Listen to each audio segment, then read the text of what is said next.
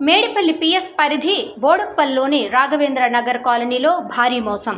అధిక వడ్డీల ఆశ చూపి సుమారు 50 కోట్లు వసూలు చేసి బాధితులకు టోకరా వేసినటువంటి బాసెట్టి నాగరాజ్ 10 రూపాయల వడ్డీ ఆశ చూపి తన నివాసం వద్ద ఉండే రాఘవేంద్ర నగర్ కాలనీలోని చుట్టుప్రక్కల కాలనీ వాసుల వద్ద సుమారు 50 కోట్లు వసూలు చేసిన బాసెట్టి నాగరాజ్ ఒక్కొక్క వ్యక్తి దగ్గర సుమారు 5 లక్షల నుండి 20 లక్షల పైనే వసూలు చేశాడు. డబ్బులు ఇవ్వాలని అడిగినందుకు 3 నెలలుగా అందుబాటులోకి రాని మోసగాడు బాసెట్టి నాగరాజ్. బాసెట్టి నాగరాజ్ ఇంటి ముందట బాధితులు నిరసన ధర్నా, 3 నెలల ముందే మేడిపల్లి పోలీస్ స్టేషన్లో ఫిర్యాదు. ఫస్ట్ డే మేము చేయము, ఏం చేస్తాం చేయము, మీ తప్పు, డైరెక్ట్ కోర్టులో చూసుకోండి, మేము ఎఫ్ఐఆర్ ఫైల్ చేయము, మేము ఏం చేయమన్నాం. ఏసీపీ దగ్గర వెళ్ళినాం, అప్పుడు ఫైల్ చేసారు. అది కూడా ఏం సెక్షన్ పెట్టిరు, ఏదో చిన్న సెక్షన్ పెట్టిరు. తర్వాత ఇంటరాగేషన్ చేయాలి, ఇంటికి రావాలి, ఏంటిది, ఎక్కడున్నావు, ఇన్ని స్వెప్లో పెట్టినాం. ఇప్పుడు దాకా కేసు ఫైల్ చేయలే, ఏం చేయలే. వచ్చి ఇంటరాగేషన్ చేయాలా? అతను ఎక్కడెక్కడో బీహార్, ఢిల్లీ అన్ని తిరుగుతున్నాడు. ఎట్లా తిరుగుతాడు? నీ మీద కేసు ఎఫ్ఐఆర్ ఫైల్ అయినప్పుడు ఎట్లా తిరుగుతాడు? నువ్వేం చేసినావు? బ్యాంక్ స్టేట్మెంట్ అంటే వాళ్ళకి అంత లేదా? బ్యాంక్ స్టేట్మెంట్ 2 రోజులు రావాలి, నెల పడుతుంది. మేము ఎవ్రీ వీక్ పోలీస్ స్టేషన్ వెళ్తున్నాం. ఏమైంది అంటే మీ తప్పు, అదే తప్పు అయింది, నువ్వు న్యాయం చేయాలి కదా పోలీసు ఉన్నప్పుడు.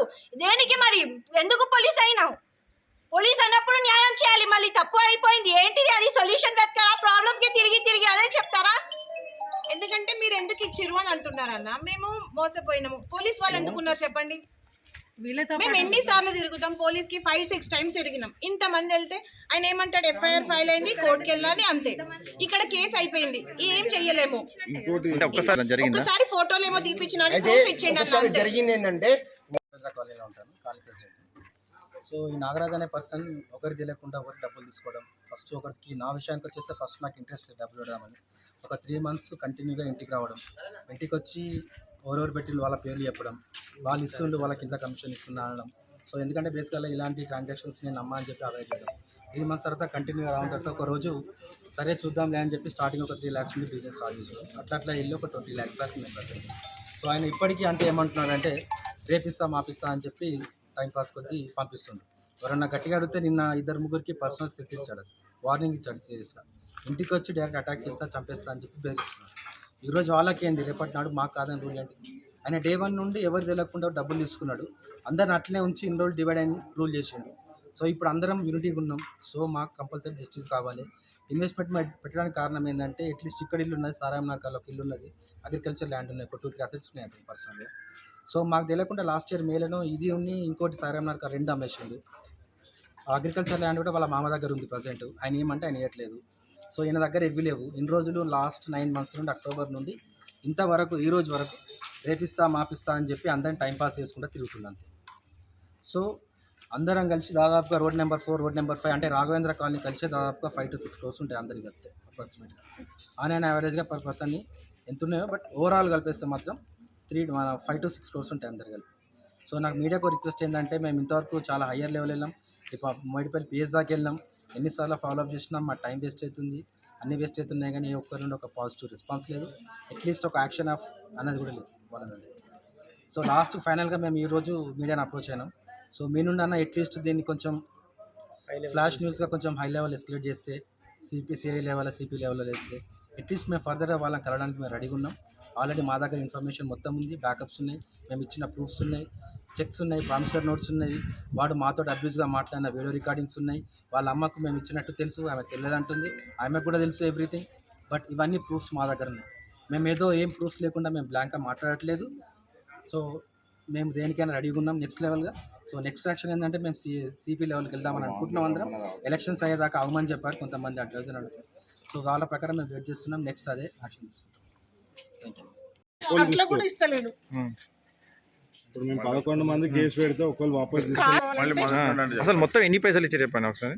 18 లక్షల కార్డులు, 9 లక్షల లోను. కేసు పెడితే కేసు పెట్టిరా మీరు?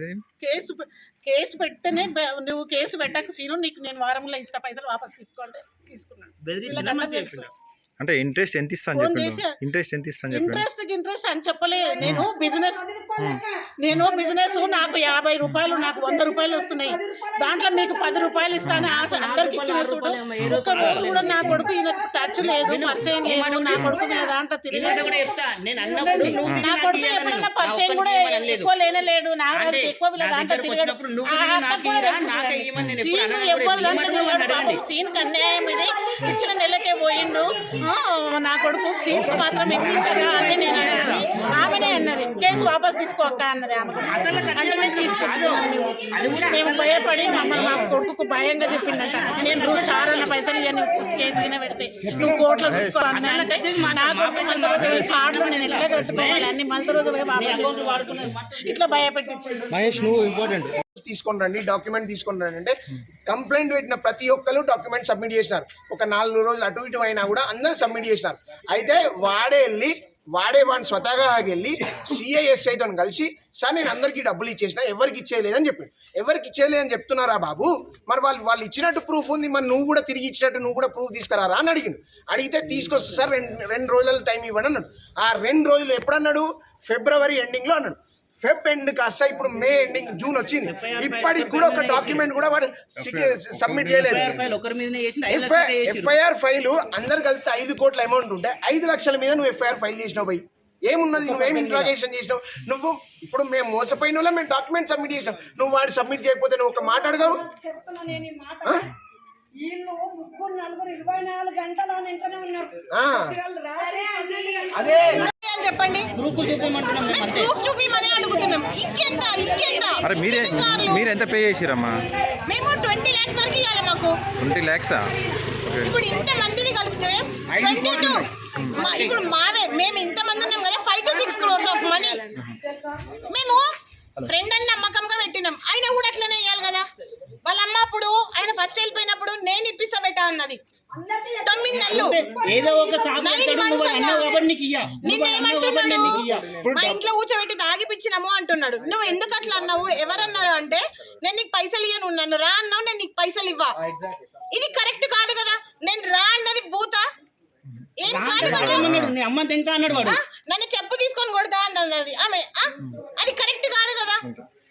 మేము ఎందుకు మాటలు పడాలి? పైసలు మేము ఇవ్వాలి, మేము మాటలు పడాలా? మావి రూపాయి మేము కూడా కష్టపడ్డాం కదా. ఇంకెన్ని రోజులు ఆగుతామన్నా? 1 year ఆగినాం. ఇంకా మేము ఆగం. ఆయన రమ్మని అంటున్నాం. మేము ఏమనట్లేదు. ఇల్లు అమ్ముకొని పోయే పరిస్థితి వస్తుంది. మా ఇల్లు అమ్ముకొని పోయే పరిస్థితి వచ్చింది మాకు. మేము 1 year నుంచి ఆగినాము. ఇప్పుడు కూడా ఆయన రమ్మంటున్నాం. ఆయన ఇప్పుడు ఏమంటున్నాడు తెలుసా? నా ఇంటి మీదకి ఎవరు వస్తారో వాళ్ళకి నేను రూపాయి ఇంటి మీద రావద్దంటాడు. ఇంట్లో వచ్చి చంపేస్తా అంటున్నాడు. అట్లా అంటారా చెప్పండి? మేము సరే బుద్ధి తక్కువై మేము ఇచ్చినాము, కానీ పోలీస్ కంప్లైంట్ ఇచ్చినప్పుడు అది ఒక్కసారి ఫార్వర్డ్ అయింది. మేము ఇచ్చి కూడా 3 months అవుతుంది పోలీస్ కంప్లైంట్. పోలీస్ వాళ్ళు ఏం చేస్తున్నారు? మేము అడిగితే ఏమంటారు? మీరు ఎందుకు ఇచ్చినారు పైసలు? కోర్టులోనే తెచ్చుకోవాలి. ఒక్కసారి ఇంటరాగేషన్ చేయలేదు. ఫస్ట్